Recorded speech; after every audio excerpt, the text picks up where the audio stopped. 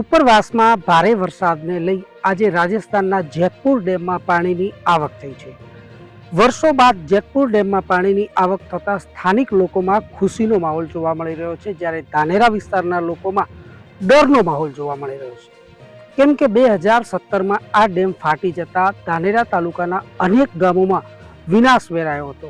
અસંખ્ય પશુના મોત થયા હતા, લોકોના મોત થયા હતા અને કરોડો રૂપિયાનો વિનાશ વેરાયો હતો। તે બાદ લોકો આ ડેમના નામથી પણ ડરે છે।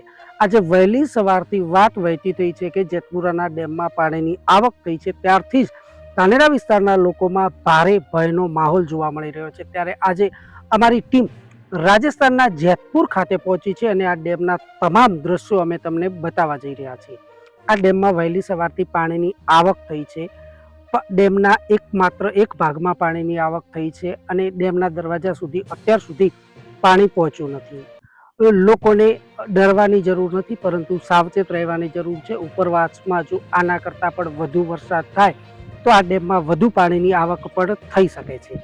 અત્યારે તો ડેમના દરવાજા ખોલી શકાય તેવી કોઈ જ પરિસ્થિતિ જોવા મળી રહી નથી, કેમ કે ડેમના દરવાજા સુધી અત્યાર સુધી પાણી પહોંચ્યું નથી। અત્યારની વાત કરીએ તો અત્યારે અંદાજિત બપોરના 3 વાગવા આવ્યા છે। 3 વાગ્યા સુધી ડેમના દરવાજા સુધી પાણી પહોંચ્યું નથી। ડેમના એક જ ભાગમાં પાણી ભરાયું છે અને ઉપરવાસમાં વરસાદને લઈ પાણીની આવક પણ જોવા મળી રહી છે।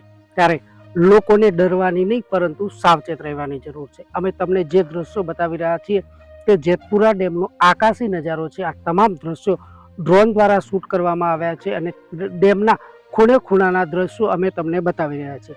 માત્ર એક જ ખૂણામાં પાણીની આવરો જોવા મળી રહ્યો છે। પાણીની આવક તો છે, પરંતુ એક જ ખૂણામાં પાણી ભરાયેલું જોવા મળી રહ્યું છે।